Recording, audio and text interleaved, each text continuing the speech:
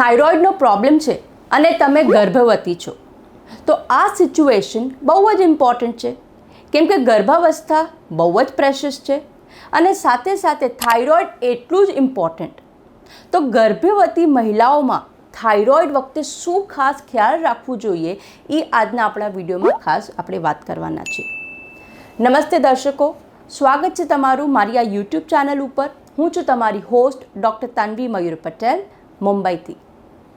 ગર્ભવતી મહિલા જ્યારે પણ થાય અને જો એને થાઇરોઇડનો પ્રોબ્લેમ હોય તો સ્ટાર્ટિંગના સ્ટેજમાં બે જ વસ્તુ બહુ કોમનલી થતી હોય છે અને આ લગભગ પેશન્ટો આવીને મને કહેતા હોય છે.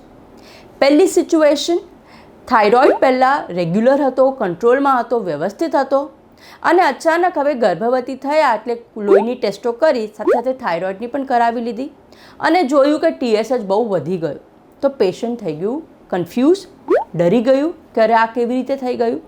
બીજી ત્રીજી વખત અલગ અલગ લેબોરેટરીમાં રિપોર્ટ કરાવવા ભાગી જાય, પૈસા વેસ્ટ થઈ જાય, સાથે સાથે ટેન્શન આવી જાય, એ અલગ. સિચ્યુએશન 2, પેશન્ટે ડૉક્ટરને કીધું કે ડૉક્ટર હું ગર્ભવતી છું અને ડૉક્ટરે તમને કીધું કે તમારો ડોઝ વધારી નાખો. હવે પેશન્ટ ગભરાઈ જાય છે કે અરે અત્યાર સુધી તો હું આ ડોઝ લેતી હતી અને હવે પ્રેગ્નન્સી થઈ ગઈ તો મને ડોઝ વધારી નાખે છે. આ થાઇરોઇડની દવા છે, આ હોર્મોનની દવા છે, શું મારે પ્રેગ્નન્સીમાં લેવાય ન લેવાય, શું મારા બાળકને તકલીફ તો નહીં કરે, અને એની ઉપર આ ડૉક્ટરે કીધું ડોઝ વધારી નાખો. તો પેશન્ટ કન્ફ્યુઝ થઈ જાય છે, ડરી જાય છે, ગભરાઈ જાય છે. ઓકે, અને ક્યારેક ક્યારેક વિચારે કે ડૉક્ટરને બહુ આઈડિયા નહીં હોય અને એમણે મારો ડોઝ વધારાવી દીધો. તો વેલ, આ બંને જે સિચ્યુએશન છે એ એટલી પ્રેક્ટિકલી કોમન સિચ્યુએશન છે અને આ બંને જ પોઈન્ટ સૌથી વધારે બોધર કરે છે મહિલાઓને, ખાસ કરીને પહેલાં ટ્રાઇમેસ્ટર પ્રેગ્નન્સીમાં. ઓકે, તો શું થાઇરોઇડની દવા પ્રેગ્નન્સીમાં ચેન્જીસ થાય છે કે નથી થતા, અને થાય છે તો કેટલા થાય? શું ટાર્ગેટ હોય પ્રેગ્નન્સીમાં થાઇરોઇડનો, અને આ ટાર્ગેટ અચીવ કરવા માટે તમારે શું કરવું જોઈએ? કઈ કોમન મિસ્ટેક્સ છે જે પ્રેગ્નન્સીમાં લગભગ બધી મહિલાઓ કરતા હોય છે અને આનાથી કેવી રીતે બચાય? TSHનો શું ટાર્ગેટ છે અને જો આ ટાર્ગેટ અચીવ ન કર્યું તો શું પ્રોબ્લેમ આવી શકે? શું થાઇરોઇડની દવા બાળકને નુકસાન કરવાનું છે? આ બધા જ મૂંઝવણવાળા સવાલ જે છે એ આપણે આજના આ વિડીયોમાં ડિટેલમાં સાયન્ટિફિકલી ડિસ્કસ કરીશું. ઓકે, તો સૌથી પહેલાં વાત કરીએ કે શું થાઇરોઇડની દવાનો જે ડોઝ છે, આજે આપણે વધારે પડતું ફોકસ રાખીએ છીએ હાઇપોથાઇરોઇડિઝમ અને જેને ઠીક કરવા માટે જે દવા વાપરવામાં આવે છે જેને કહીએ લિવોથાઇરોક્સિન. ઓકે, આજનો વિડીયો આ ટૉપિક ઉપર વધારે ડિસ્કશનમાં આવવાનો છે. ઓકે, તો સૌથી પહેલો સવાલ, શું પ્રેગ્નન્સીમાં લિવોથાઇરોક્સિનની દવાનો ડોઝ વધારાય? જવાબ છે હા, વધારાય. કેટલો વધારાય ને એ બધું એ આપણે આગળ વાત કરીશું. ઓકે, સૌથી પહેલાં આપણે સમજીએ કે પ્રી કન્સેપ્શન એટલે કે તમને ખબર છે તમને થાઇરોઇડનો પ્રોબ્લેમ છે, તમારે પ્રેગ્નન્સી પ્લાન કરી રહ્યા છો, તો આવી સિચ્યુએશનમાં તમારે પ્રી કન્સેપ્શન પ્લાનિંગ શું રાખવી જોઈએ? આ બહુ જ અગત્યની છે, કેમ કે જેટલું તમારું પ્રી કન્સેપ્શનનું પ્લાનિંગ હશે એટલું તમારે પ્રેગ્નન્સી રિટેન કરવામાં ઇઝી થશે અને પ્રેગ્નન્સી જાળવી રાખવામાં પણ એટલો જ ફાયદો થશે. કેમ કે જો પ્રી કન્સેપ્શન પ્લાનિંગ નહીં હોય પ્રોપરથી તો કદાચ તમને ગર્ભપાત થવાના રિસ્ક વધી જાય. એટલે pre conception planning in thyroid patient is very important. Okay, અને જ્યારે આપણે પ્રી કન્સેપ્શન પ્લાનિંગ કરીએ છીએ ત્યારે એ જાણવું બહુ જ જરૂરી છે કે તમારો થાઇરોઇડ એકદમ ઓપ્ટિમમ રેન્જમાં હોય. ઘણી ખરી વખતે લોકો વિચારે કે પ્રી કન્સેપ્શનમાં શું આની જરૂર છે, શું કરવા ડૉક્ટર પાસે જવાની જરૂર છે, શું કરવાને ડોઝ વધારવાની કે ઘટાડવાની જરૂર છે. જ્યારે પ્રેગ્નન્સી થશે ત્યારનું ત્યારે જોઈ લઈશું. તો પ્લીઝ આ મિસ્ટેક નહીં કરતા. આ મિસ્ટેક બહુ કોમન મિસ્ટેક થતી હોય છે.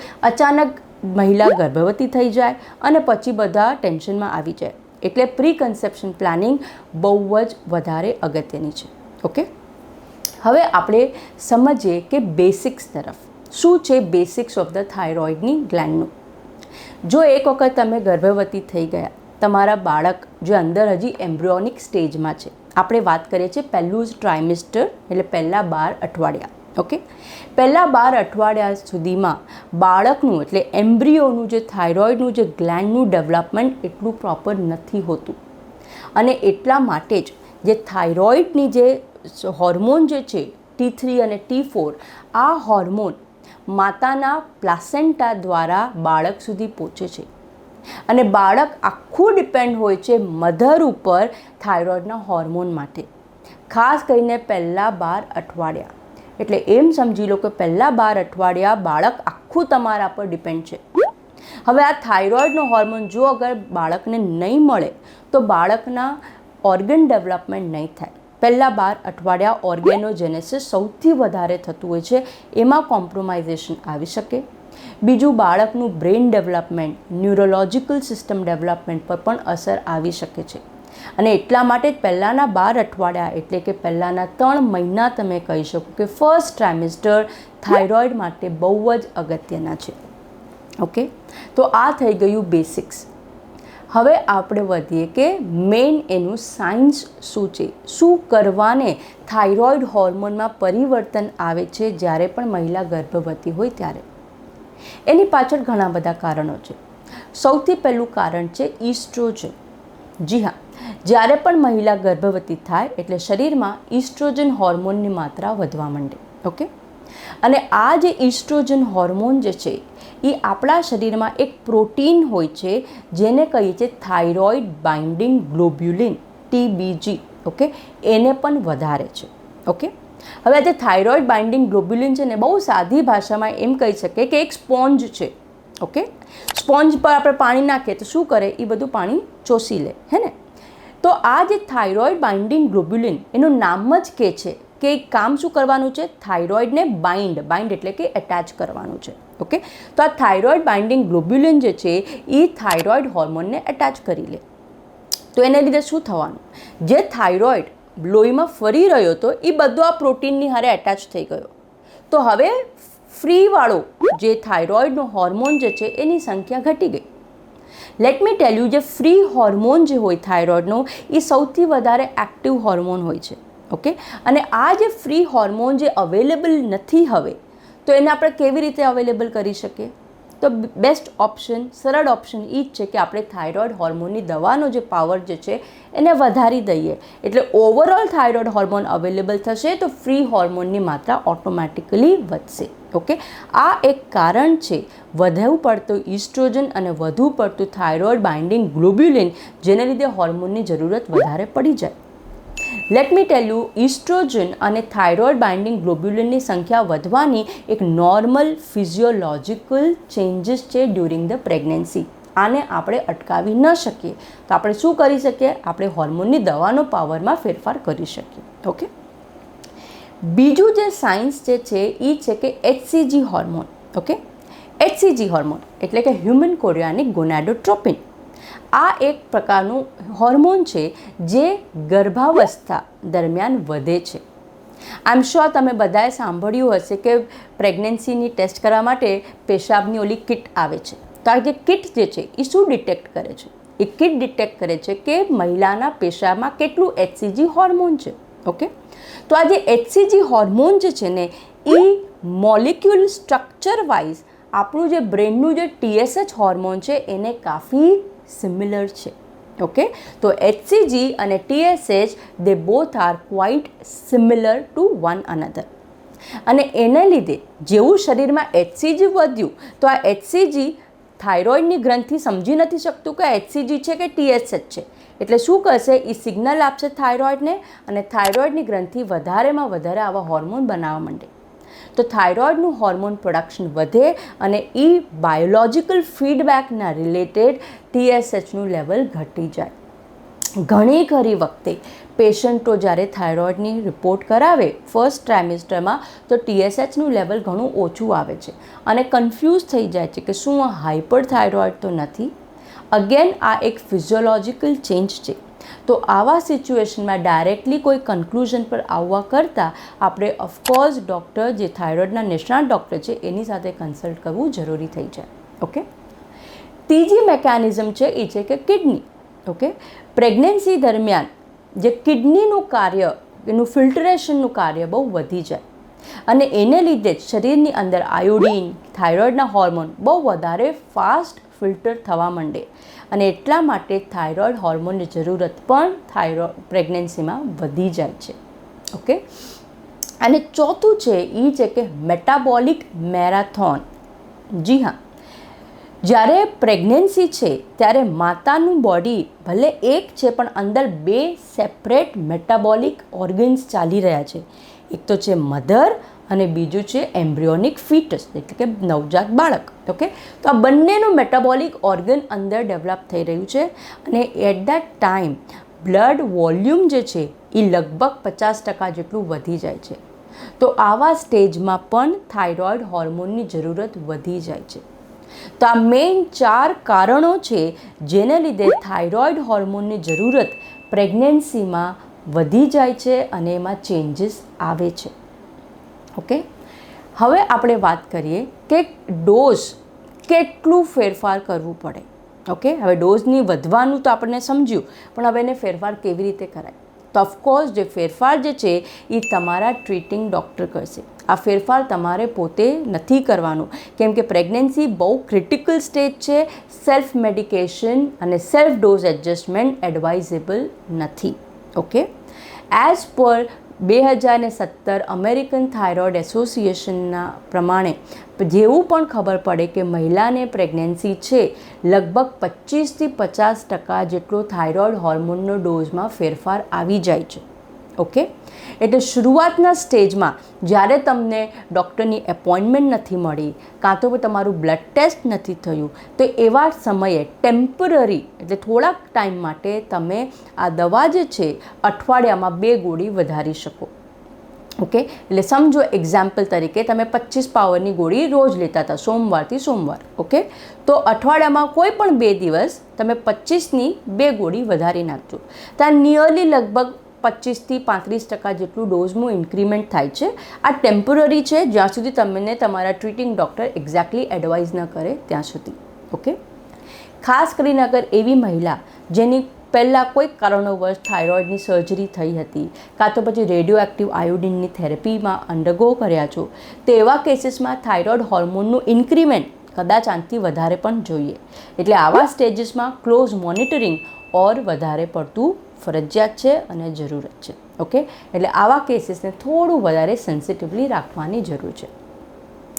નેક્સ્ટ આપણે વધીએ છીએ છે ટાર્ગેટ. શું TSHનું ટાર્ગેટ હોવું જોઈએ? ઓકે, તો ઇન પ્રેગ્નન્સી પહેલા ટ્રાઇમેસ્ટર સુધી તમારું જે TSHનું જે ટાર્ગેટ છે એ હોવું જોઈએ 2.5 માઇક્રો IU પર ml, અધરવાઇઝ મિલી ઇન્ટરનેશનલ યુનિટ પર લિટર. ઓકે, આ ટાર્ગેટ છે. સેકન્ડ અને થર્ડ ટ્રાઇમેસ્ટર ઓફ ધ પ્રેગ્નન્સીમાં આ TSHનું ટાર્ગેટ અપ ટુ 3 હોય છે. ઓકે, તો 2.5, 3 અને 3 first trimester, second trimester, third trimester આ આઈડિયલ TSHનું ટાર્ગેટ હોવું જોઈએ. ઓકે, ઘણા બધા પેશન્ટો જેને પ્રેગ્નન્સી પહેલાં થાઇરોઇડ નહોતું પણ બોર્ડર લાઇન પર થાઇરોઇડ હતું, જેને આપણે સબ ક્લિનિકલ હાઇપોથાઇરોઇડ કહીએ, આવા પેશન્ટોને પણ બહુ જ ક્લોઝ ઓબ્ઝર્વેશનની જરૂર પડે છે ડ્યુરિંગ પ્રેગ્નન્સી, કેમ કે આ ટાઈમે આ સબ ક્લિનિકલ હાઇપોથાઇરોઇડ પણ પ્રોબ્લેમ લાવી શકે અને જે આપણે નથી જોતું, એટલે ક્લોઝ ઓબ્ઝર્વેશન જરૂરી છે. નેક્સ્ટ પોઈન્ટ છે ઓટો ઇમ્યુન થાઇરોઇડ. જી હા, એવી ઘણી બધી મહિલાઓ હોય છે જેનું થાઇરોઇડના હોર્મોન નોર્મલ છે પણ થાઇરોઇડના એન્ટીબોડી જેમ કે એન્ટી-TPO, એન્ટી-થાઇરોગ્લોબ્યુલિન આવા એન્ટીબોડીઝ હાઈ આવે છે. ઓકે, તો આવા કેસીસમાં શું કરાય? તો જો ઘણી બધા એવા રિસર્ચ સ્ટડીઝ આવ્યા છે જેમાં ખાલી જો થાઇરોઇડની એન્ટીબોડીઝ પણ પોઝિટિવ હોય તો એ પ્રેગ્નન્સીમાં કોમ્પ્લિકેશન્સ લાવી શકે છે. મિસકેરેજ છે, ફટીગ છે, બાળકને પ્રોબ્લેમ છે, પ્રી એક્લેમ્ઝિયા છે, એવી તકલીફો લાવી શકે છે. એટલે આવા કેસીસવાળા લોકોએ પણ બહુ ક્લોઝ ઓબ્ઝર્વેશન તમારા થાઇરોઇડના ડૉક્ટર સાથે રાખજો અને જેનાથી તમને એ ચેન્જીસ કરાવી શકે કે શું તમને દવાની જરૂર છે કે નથી જરૂર. ઓકે, બીજું એક અગત્યનું પોઈન્ટ છે એ છે કે આયોડિન. જી હા, થાઇરોઇડને હોર્મોનને બનવા માટે સૌથી અગત્યનું જે માઇક્રો મિનરલ જે જોઈએ બોડીમાં એ છે આયોડિન. ઓકે, અને આ જે આયોડિન જે છે ઓકે એ 200થી 250 માઇક્રોગ્રામ પ્રતિ દિવસ લગભગ જરૂર પડે છે. ઘણી બધી મહિલાઓ પ્રીનેટલ વિટામિન્સને એવું લેતી હોય છે જેમાં આયોડિન હોય છે, તો પ્લીઝ તમે તમારું લેબલ પ્રોપર વાંચજો. ઓકે, આયોડિનની ડેફિશિયન્સી ન થવી જોઈએ, કેમ કે એને લીધે પણ પ્રેગ્નન્સીમાં પ્રોબ્લેમ્સ આવી શકે. ઘણા બધા દર્દીઓ આજકાલ ફેન્સી અલગ અલગ ટાઈપના મીઠા એટલે કે નમકને વાપરે છે અને એમાં ખાસ કરીને આયોડિન નથી હોતું. તો પ્લીઝ ડ્યુરિંગ પ્રેગ્નન્સી આયોડાઇઝ્ડ સોલ્ટનો જ વપરાશ રેકમેન્ડેડ છે અને એ જ સોલ્ટ તમે વાપરજો. ઓકે, તો આ રહ્યું આયોડાઇઝ સોલ્ટ ઉપર ઇન્ફોર્મેશન. હવે આપણે વાત કરીએ કે રિસ્ક શું થઈ શકે. સમજો કે થાઇરોઇડ તમારું સ્ટેબલ નથી, તો શું રિસ્ક થઈ જવાનું? તો રિસ્ક બંને પર આવી શકે, માતા પર પણ આવી શકે, બાળક ઉપર પણ આવી શકે. તો માતાને શું થઈ શકે? ઓફકોર્સ પ્રેગ્નન્સી છે, ફટીગ લાગી શકે, ડિપ્રેશન જેવું થઈ શકે, પ્રેગ્નન્સીમાં બ્લડ પ્રેશર વધી જાય અને પ્રી એક્લેમ્ઝિયા કે યા તો મિસકેરેજ ગર્ભપાત થઈ શકે. અને બાળકને શું પ્રોબ્લેમ આવી શકે? બાળકનું ડેવલપમેન્ટ પ્રોપર ન થાય, કુપોષિત થઈ જાય. ઓકે, લો બર્થ વેટ હોય, બહુ જલ્દી ડિલિવરી થઈ જાય, પ્રીટર્મ ડિલિવરી જેને કહીએ. આ બધા પ્રોબ્લેમ્સ બાળકોમાં પણ આવી શકે છે. પણ આ બધા પ્રોબ્લેમ્સથી તમે બચી શકો છો પ્રોવાઇડેડ તમે તમારું થાઇરોઇડને એકદમ સ્ટેબલાઇઝ ઓપ્ટિમલ રેન્જમાં રાખશો, તો આ પ્રોબ્લેમ્સથી તમે ઘણા બધા બચી શકો છો. ઓકે, હવે વાત કરીએ કે અમુક કોમન મિસ્ટેક્સ. જી હા, ઘણી બધી ગડબડો મહિલા કરતી હોય છે ડ્યુરિંગ પ્રેગ્નન્સી, અને આ ઘણી વખતે આ નાદાનીમાં મિસ્ટેકો થતી હોય છે. ઓકે, કેમ નાદાનીમાં? કેમ કે લાગે કે ઇન્ટેન્શન તો સાચું છે કે મારા બાળકને કંઈક પ્રોબ્લેમ ના આવે, અને આ સાચા ઇન્ટેન્શનની પાછળ અગર જો પુઅર નોલેજ હોય તો અજાણતામાં ઘણી બધી મિસ્ટેક્સ થાય છે. સૌથી પહેલી અને સૌથી કોમન મિસ્ટેક જે અમે ઓબ્ઝર્વ કરતા હોઈએ છીએ એ છે કે દવા લેવાનું બંધ કરી દે છે. વિચારે કે અરે થાઇરોઇડની દવા મારા બાળકને તકલીફ તો નહીં આપે એટલે આ દવા નથી લેવી. તો પ્લીઝ આવી મેજર બ્લન્ડર મિસ્ટેક તમે નહીં કરતા. થાઇરોઇડની દવા તમારા બાળકને નુકસાન નથી કરવાની, પ્રોવાઇડેડ તમે એ રાઇટ ડોઝમાં લેતા હશો તો. ઓકે, થાઇરોઇડ જો અનસ્ટેબલ હશે તો એ તમારા બાળકને નુકસાન ડેફિનેટલી કરી શકે છે. તો પ્લીઝ આ મિથમાંથી તમે દૂર હટો અને થાઇરોઇડની દવા રેગ્યુલર લો as per your doctor advice. Okay, બીજું કોમન પ્રોબ્લેમ જે છે એ છે કે ફોલોઅપ. જો પ્રેગ્નન્સી આજે 9 મહિના જે છે તમારે બહુ ક્લોઝ મોનિટરિંગની જરૂર પડે છે. 4 થી 6 અઠવાડિયાનું મોનિટરિંગ પણ લાગી શકે. કેસ ટુ કેસ ડિપેન્ડ કરે છે. જો તમને તમારા ડૉક્ટરે ફોલોઅપ માટે કીધું છે, થાઇરોઇડના ટેસ્ટ કરવા કીધું છે, તો પ્લીઝ તમે કરાવો, રેગ્યુલર ફોલોઅપ કરાવો. આ ફોલોઅપથી તમને આગળ આવતા ઘણા બધા કોમ્પ્લિકેશનથી તમે બચી શકો છો. તો ફોલોઅપમાં કંજૂસાઈ આપણે નથી કરવાની. ઓકે, ત્રીજું છે કે દવા સાચી રીતે નથી લેતા. પ્રેગ્નન્સી છે, ઉલટી આવે છે, ખવાતું નથી, પીવાતું નથી, તો એવા સ્ટેટમાં એમ લાગે કે આ દવા સ્કીપ કરીએ. પ્લીઝ આ દવા તમારે સ્કીપ નથી કરવાની, દવા રેગ્યુલર લેવાની છે. કમ્પ્લાયન્સ બહુ જ અગત્યનું છે, એટલા માટે આને તમે ભૂલતા નહીં. ચોથું છે દવા બરાબર લેતા નથી, રાઈટ તરીકે નથી લેતા. ખાસ કરીને પ્રેગ્નન્સી છે, ઘણા બધા ગાયનેકોલોજીસ્ટ તમને આયર્નની દવા, કેલ્શિયમની દવા પ્રિસ્ક્રાઇબ કરશે. તો આયર્ન અને કેલ્શિયમની દવા જે છે એ પ્રોબ્લેમ કરે છે થાઇરોઇડ દવાના અબ્ઝોર્પ્શન પર. તો આ દવા તમે જો લેતા હોવ તો થાઇરોઇડની દવા વચ્ચે 4 કલાકનો ગેપ રાખવો જરૂરી છે. એટલું જ નહીં, ઘણી બધી મહિલાઓને પ્રેગ્નન્સીમાં ઉલટીઓ થતી હોય છે અને આના માટે એસિડિટી પણ થતી હોય છે. તો એસિડિટીની પણ દવા ડૉક્ટરો દેતા છે. તો આવી દવા તમે લેતા હો તો પણ 4 કલાકનો ગેપ રાખવું બહુ જ જરૂરી છે. ઓકે, આ બધી કોમન મિસ્ટેક્સ છે જે તમે બહુ જ ઇઝીલી એવોઇડ કરી શકો છો. બીજું એક પોઈન્ટ થાય છે કે લોકોને એમ લાગે છે કે થાઇરોઇડ મને સારું લાગે છે શરીરમાં, મને તકલીફ નથી એટલો મતલબ મારો થાઇરોઇડ નોર્મલ હશે. જરૂરી નથી. થાઇરોઇડના જે લક્ષણ જે છે ડ્યુરિંગ પ્રેગ્નન્સી કાફી મિમિક થઈ શકે છે. પ્રેગ્નન્સીમાં પણ થાક લાગે, પ્રેગ્નન્સીમાં પણ તમે શ્વાસ લેવામાં કદાચ તકલીફ આવી શકે, પ્રેગ્નન્સીમાં પણ તમને વજન વધે. તો આવી બધી સિચ્યુએશનમાં અગર જો થાઇરોઇડ અનકન્ટ્રોલ હશે, જેના પણ લક્ષણો આવા જ હોય છે, તો તમને ખબર નહીં પડી શકે. તો તમે તમારું ગેસ વર્ક નહીં કરતા અને રાધર તમે બ્લડ ટેસ્ટ કરો અને કન્ફર્મ કરો કે શું પ્રોબ્લેમ છે. ઓકે, બીજું એક ઇશ્યુ કોમન મિસ્ટેક છે કે over reacting to the TSH. જી હા, જેવું મેં વિડીયોના શરૂઆતમાં કીધું કે ઘણી બધી વખતે HCG હોર્મોનના ઇન્ફ્લુઅન્સને લીધે TSH થોડું ઓછું દેખાઈ શકે. તો જો તમારા કેસમાં એવું હોય તો તમે પોતાનું ગેસવર્ક નહીં કરતા, ડૉક્ટર પાસે જાઓ, ડૉક્ટરની એડવાઇસ તમે પ્રોપરલી ફોલો કરજો.